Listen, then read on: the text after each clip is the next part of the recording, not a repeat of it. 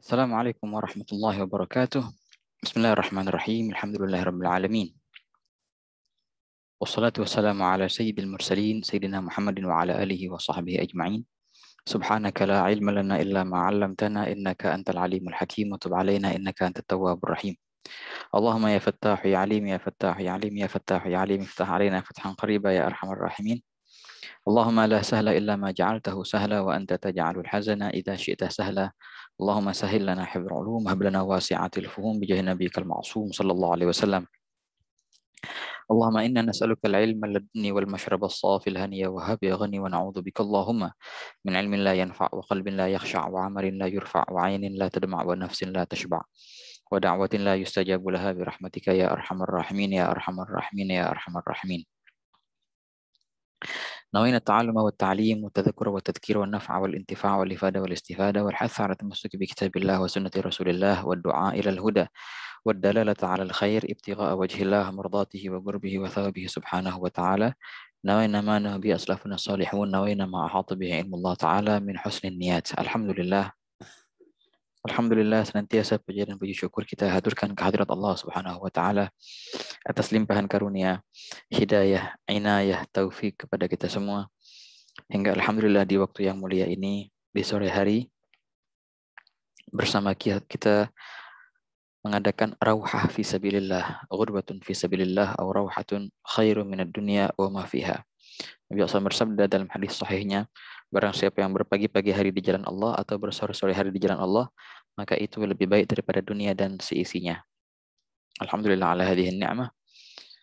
Dan kita di waktu yang mulia ikhwan, di akhir bulan Rabiul Awal ini, yang semoga insyaallah Allah Ta'ala tidaklah mengeluarkan kita dari bulan Rabiul Awal ini, melainkan semakin dekat kita kepada Allah, semakin dekat kita kepada Rasulullah SAW. Dan semoga Allah Ta'ala memberikan kita tempat yang khusus di hati baginda Nabi Muhammad sallallahu alaihi wasallam. Amin ya rabbal alamin. Bibarakati hadha syahr al-azim. Wa terutama di minggu terakhir di bulan Rabiul Awal yang mulia ini. Akhir Rabiul Awal masyhur tuhyil judub. Habbat alaina minal mukhtar taha hubub kullun nashigti baharillah min tilkat tuyub. Alhamdulillah ala hadhihi ni'mah. Seperti biasa ikhwan, dalam kajian mingguan ini, kajian kerjasama antara Majelis Muwasalah Pusat dan Majelis Muwasalah Wilayah Jember.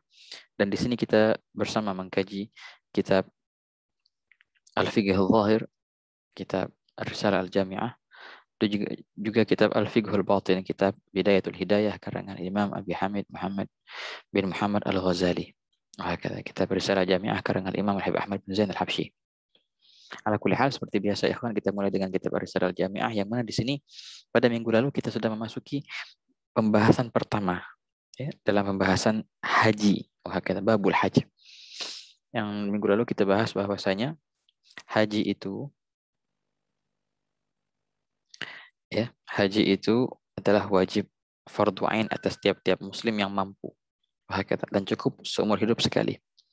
Begitu pula perihalnya dengan umrah. Al-hajju fardun wa kadzakal umrah lam yajiba fil umri ghairu marrah. Nah, kemudian haji itu, di dalam haji ada tiga golongan perbuatan.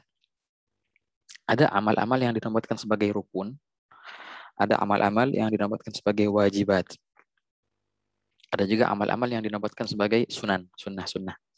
Rukun, wajibat, dan sunan. Bedanya apa antara rukun dan wajibat? Kalau rukun itu perihal yang wajib dilaksanakan, dan bila mana tidak dilaksanakan maka hajinya tidak sah, itu rukun.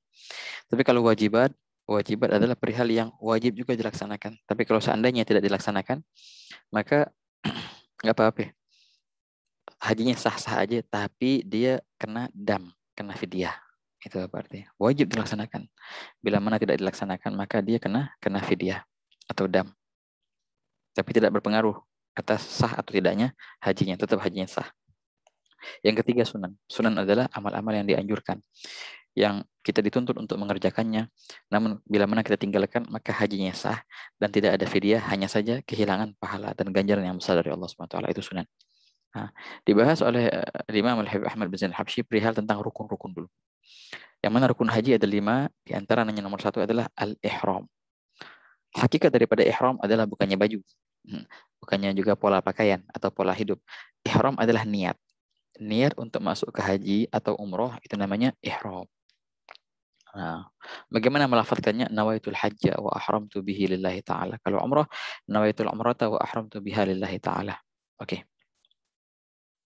Ihram ini atau niat ini tidak sembarang, nggak boleh di sembarang waktu ataupun di sembarang tempat. Ada waktu-waktu tertentu yang waktu ihram itu untuk haji ya. Dimulai dari bulan Syawal. Syawal, kemudian Dzulqa'dah, juga 10 hari pertama di bulan Dzulhijjah. Itu namanya miqat zamani. Ada namanya miqat makani, sudah ditentukan oleh Nabi SAW. Bagi yang mereka datang dari arah Yaman, arah kita, arah Indonesia, maka bila mana mereka melewati tempat namanya Yalamlam, setelah mereka ihram. Gitu. Yang datang dari Madinah namanya Abar Ali, Dzul Hulaifah. Ada namanya Dzatu Irik. Nah, itu ada titik-titik yang Nabi SAW sudah tentukan menjadi tempat di situ kita ihram. Bila mana kita melewati tempat itu, sedangkan kita belum berihram, maka kena fidyah. Begitu. Ala kulli hal, ini adalah rukun pertama daripada rukun-rukunnya haji, al-ihram. Kita akan bahas sekarang rukun kedua, ketiga, dan keempat juga, dan kelima insyaallah. Biidznillah. Tafadhal al-akh al-qari yaqra. Min qawlihi wa bagil arkan. Wabagil arkan. Hmm. Bismillahirrahmanirrahim. Qala al-musannif rahimahullahu ta'ala wa nafa'na bihi wa bi'ulumihi fid dharain amin. Wa baki arkani al-wuqufu bi'arafah wa tawaful ifadati wa sa'yu wal halku awit taksiri. Babu arkanul umrah. Oke, yakfi. Wa bagil arkan. Qala al-musannif rahimahullah ta'ala, beliau berkata wa bagil arkan. Adapun rukun-rukun yang lain, ya kan, rukun haji ada berapa? Ada 5. Kita sudah ambil rukun nomor 1, yaitu adalah ihram. Nah, yang kedua ini al-wuquf bi Arafah. Ya, kita wukuf di Arafah. Nomor 2 ini. Rukun yang kedua kita akan bahas insyaallah hari ini. Juga nomor 3 tawaful ifadah. Rukun juga tawaful ifadah. Karena tawaf itu banyak jenisnya, ikhwan. Ada tawaful qudum, ada tawaful wada', tawaful ifadah yang sekarang kita akan bahas. Tawaf sunnah, wahakala. Tawaf itu banyak, tapi yang menjadi rukun adalah tawaful ifadah. Kemudian sa'i, as-sa'i. Sa'i juga rukun daripada rukun-rukunnya haji. Yang terakhir adalah al-halq, mencukur rambut. Awit tagsir, ataupun cukup dipendekkan rambutnya, memotong walaupun sebagian rambut. Wahakala, nggak harus botak. Karena kalau halq botak, sunnahnya sih benar, kalau untuk laki-laki sunnahnya untuk cukur habis botak. Tapi kalau rukunnya nggak cukup, cuma beberapa rambut saja. Nah, ini namanya rukun-rukun haji. Oke, jadi rukun ada 5. Yang pertama adalah ihram. Yang kedua, wukuf bi Arafah. Yang ketiga, tawaful ifadah. Yang keempat, sa'i. Yang kelima, mencukur rambut. Oke, kita akan bahas hari ini perihal tentang Arafah. Wukuf bi Arafah. Rukun wukuf bi Arafah ini, ikhwan, adalah rukun yang paling utama. Rukun yang paling utama dalam haji. Rukun paling utama dalam haji adalah rukun wukuf di Arafah. Sampai-sampai Nabi SAW bersabda dalam hadisnya, Al-Hajju Arafah. Haji itu adalah Arafah. Barang siapa yang mendapatkan rukun Arafah, maka dia sudah mendapatkan haji. Barang siapa yang tidak mendapatkan rukun Arafah, maka dia nggak dapat haji tahun ini. Jadi umroh antara akhirnya itu. Dan inilah yang membedakan antara haji dan umroh. Wukuf di Arafah. Kita akan bahas nanti bahwasanya rukun umroh itu semuanya sama seperti rukun haji. Ada ihramnya, ada tawafnya, ada sa'inya, ada juga halq awit taksir. Tapi yang nggak ada apa? Yang nggak ada wukuf. Wukuf di Arafah inilah rukun utama dan paling utama untuk haji. Arti wukuf dalam bahasa artinya berhenti, berhenti ataupun diam. Wukuf di Arafah. Wah, kata ikhwan. Tahu dalam dari segi keutamaannya luar biasa. Keutamaannya wukuf di Arafah ini sangat luar biasa. Inilah yang kita sering mendengar, barang siapa orang haji pasti Allah Ta'ala akan ampunkan semua dosanya. Itu karena berkat hadirnya dia di Padang Arafah itu. Setiap orang yang hadir di Padang Arafah pada waktu itu, Allah Ta'ala ampunin semua dosa-dosanya. Hatta tabi'at inda gauli ba'dil ulama. Begitu. Berkata Imam Haddad dalam diwannya, dalam wa fi Arafat kullu dzambin mughtafarun wa mughaffarun minna birahmati ghafiri. Semua dihapus semua dosa-dosa oleh Allah Subhanahu wa taala di Arafah. Bahkan fuqaha berkata, barang siapa yang dia wukuf di padang Arafah pada haji, ya, kemudian dia masih ragu bahwasanya Allah taala mengampuni dosanya, maka keraguan itu adalah dosa. Gitu. Jadi kita dituntut untuk meyakini bahwasanya semua dosa kita diampunkan. Keraguan kita atas pengampunan dosa di padang Arafah itu adalah suatu dosa, keraguan itu. Makanya wajib kita untuk mempercayai bahwasanya di Arafah semua dosa diampunkan. Wahakala. Fi Arafat kullu dzambin mukaffarun wa mughtafarun minna bi rahmati ghafiri. Oke. Untuk masalah tata cara wukuf di Arafah gampang sekali ikhwan. Taman di situ ada waktu tertentu. Ya. Dimulainya waktu wukuf di Arafah, kan orang ceritanya ihram nih ceritanya.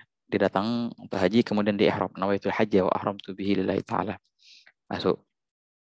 Yang paling penting dia harus hadir di padang Arafah pada waktu yang sudah ditentukan. Kapan waktunya? Dimulai pada zawal. Zawal itu berarti mulainya waktu zuhur. Zawalnya tanggal 9 Zulhijjah. Zawal mulai zawal tanggal 9 Zulhijjah dan terus itu bisa wukuf itu. Zuhur bisa, asar juga bisa, maghrib bisa, isya bisa. Sampai kapan? Sampai terbitnya fajar di hari ke-10 Zulhijjah, hari raya Idul Adha. Ketika terbitnya fajar, ketika adzan subuh hari raya Idul Adha, nah di sini maka habislah waktu wukuf di Arafah. Maka barang siapa yang ihram dengan haji kemudian dia tidak mendapatkan wukuf di Arafah pada waktu yang sudah ditentukan itu, maka hajinya nggak sah dan berubah dia menjadi umroh biasa. Gitu. Kapan tadi waktunya? Waktunya mulainya dari kapan? Dari zawal, zuhur gitu. Tanggal 9 Dzulhijjah. Nah, makanya kan dinamakan tanggal 9 hari apa? Hari Arafah. Gitu. Mulainya tanggal 9 zuhur ya.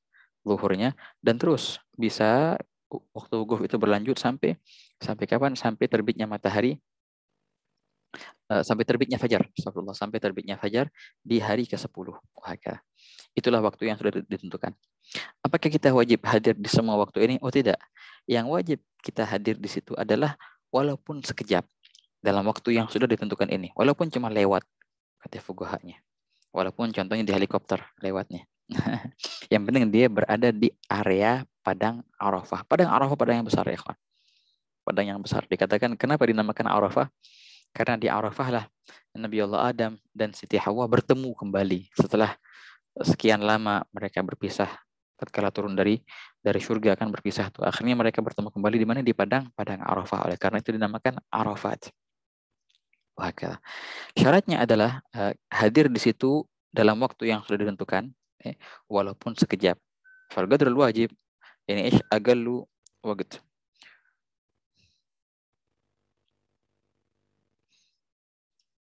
Fal-qadrul wajib huwa aqallu waqt walau lahzah, walaupun sekejap, walaupun dia cuma lewat di padang Arafah itu.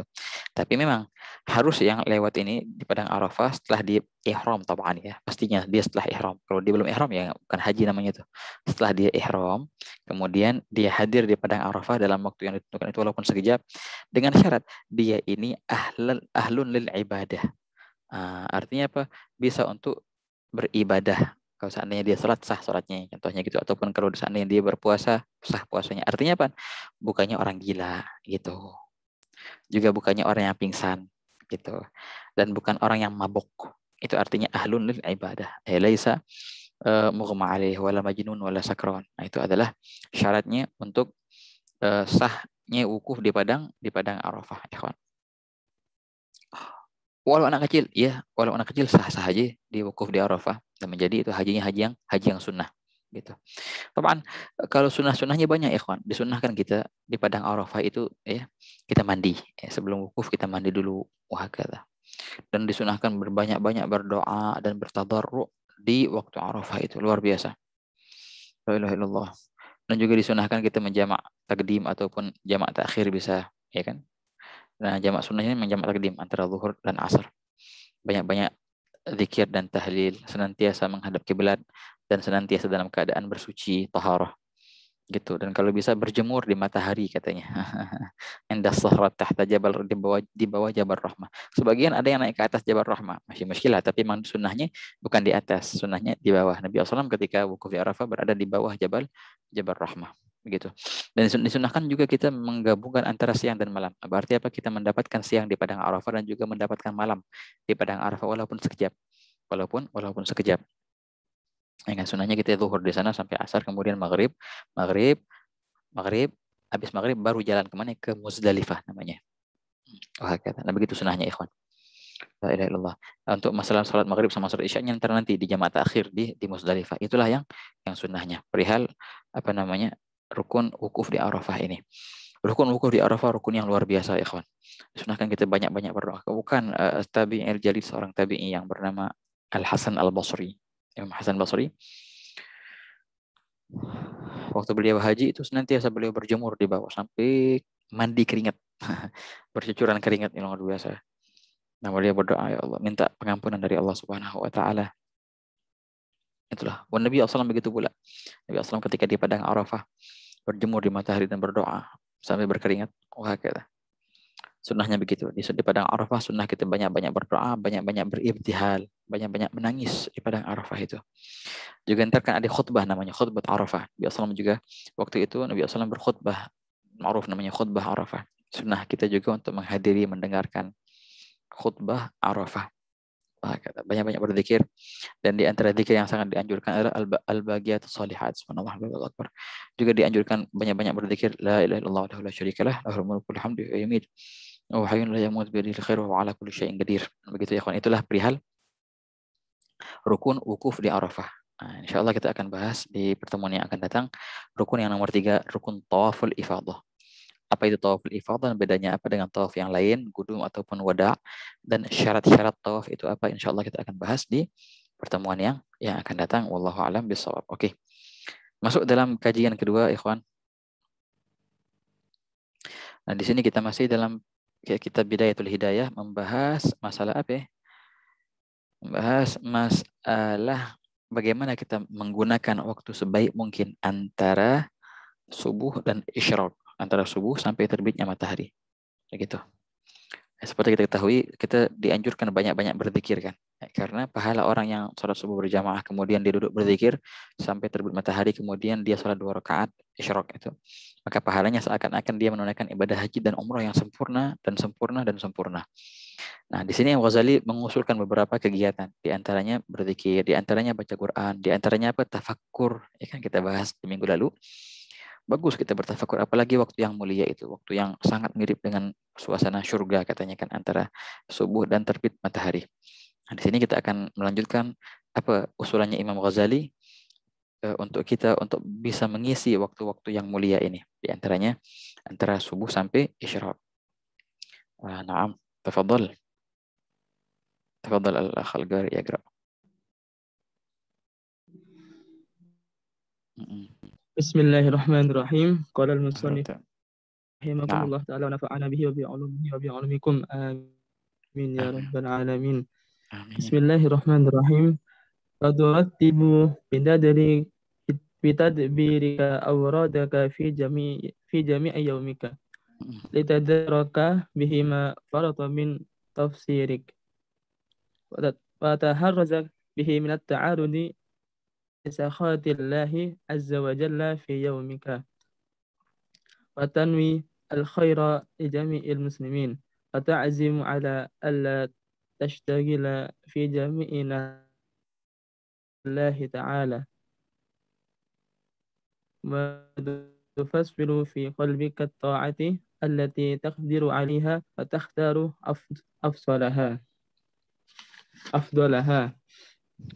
tata'ammalu fi tahyiyati asbabiha litashtaghila biha wala tad'anka at-tafakkura fi qurbil ajal wa hululil mautil al-qati' lil amal wa khurujil amri 'alal ikhtiyar wa husulil hasrati wan nadamati bitulil ightirar. Ikhtirar. Oke, yakfi. Yakun. Naam.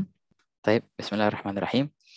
Di sini Imam Ghazali rahimahullah taala membahas apa aja yang harus kita kerjakan antara subuh, setelah kita menunaikan ibadah salat subuh sampai terbitnya matahari. Beliau berkata, wa turattibu bitadbirika awradaka, dan engkau menyusun bitadbirika dengan rencanamu.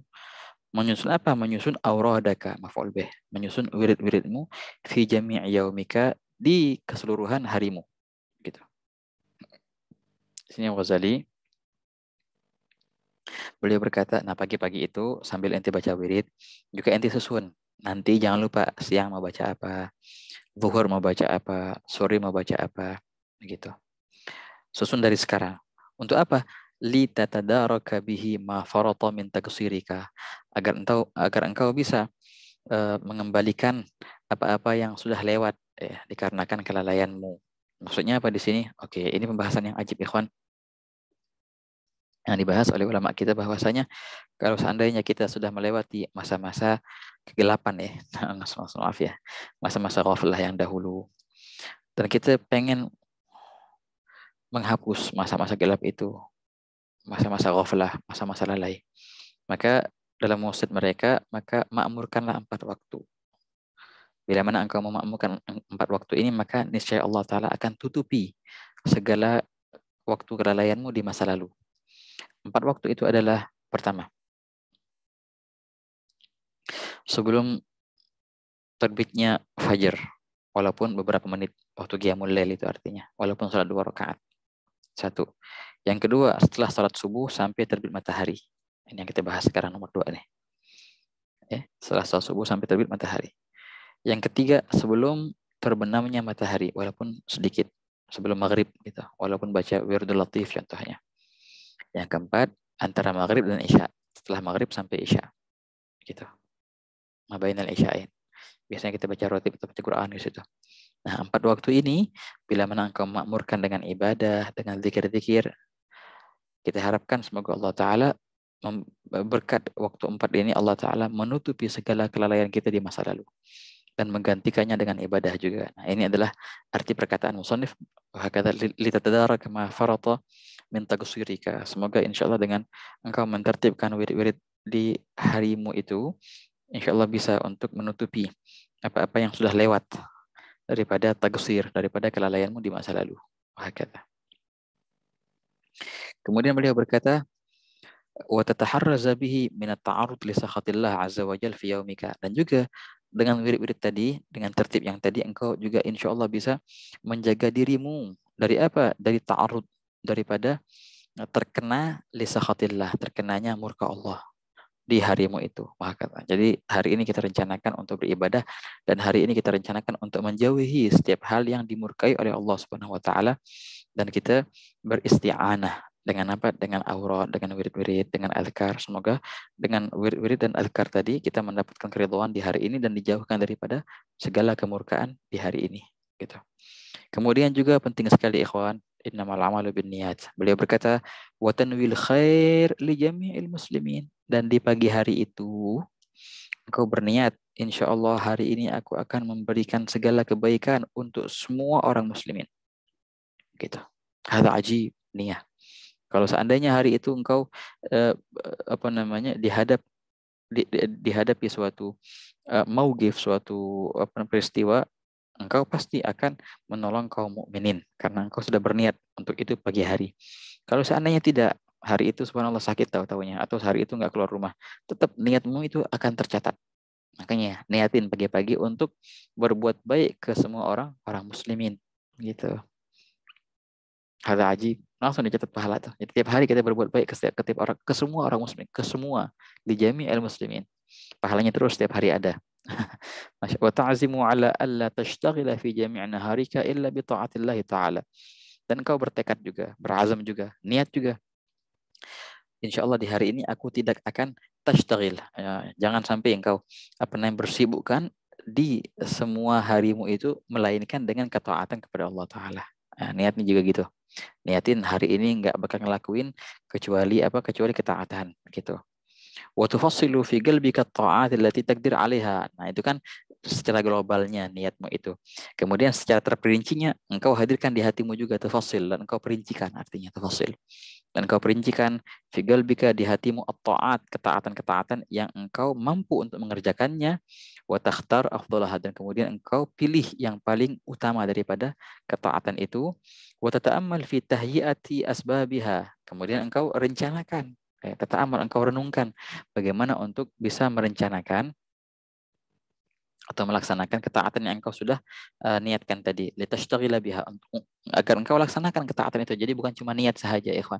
Betul, niatul mukmin khairun min amalihi, ya kan? Niatul mukmin khairun min amalihi, tapi niat mukmin khairun min amalihi itu bila mana niat yang disertakan dengan kesungguhan. Begitu, ikhwan. Jadi pagi itu inti niatin untuk memberikan kemanfaatan untuk tiap-tiap muslimin.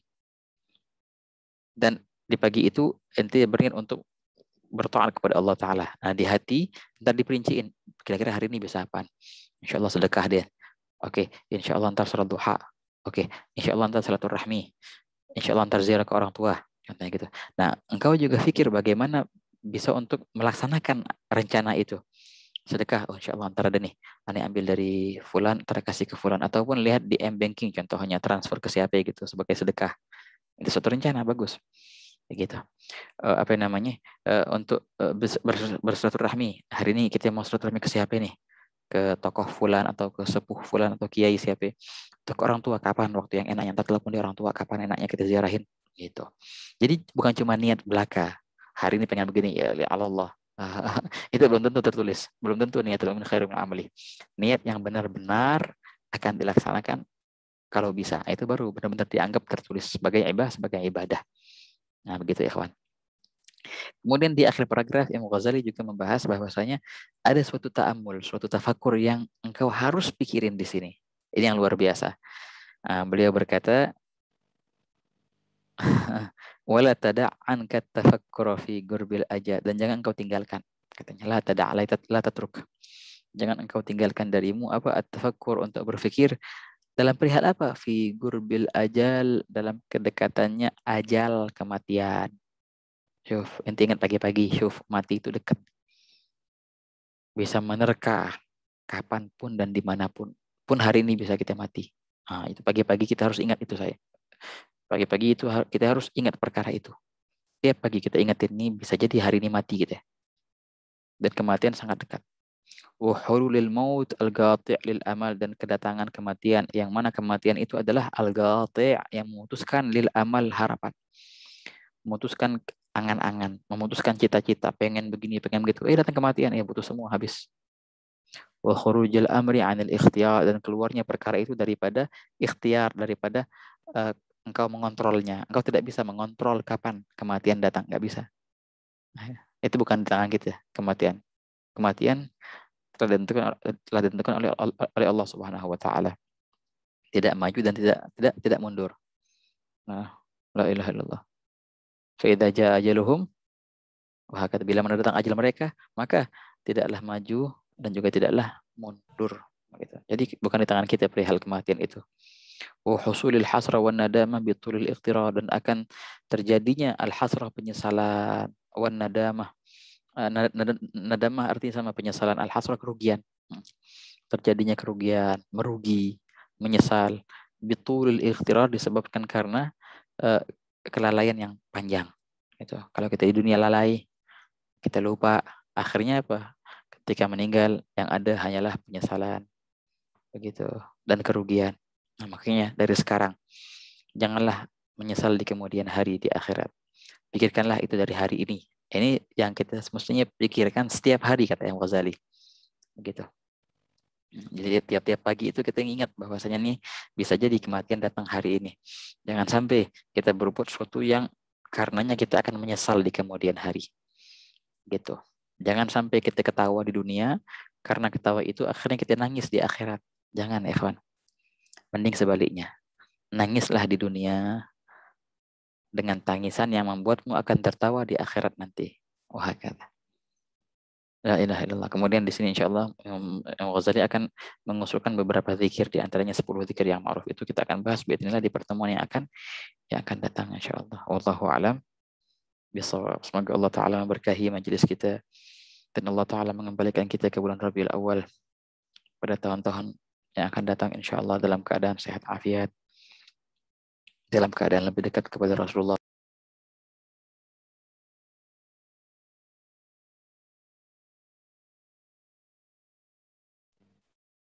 Insya Allah semoga Allah Ta'ala tidak mengeluarkan kita dari bulan yang mulia ini.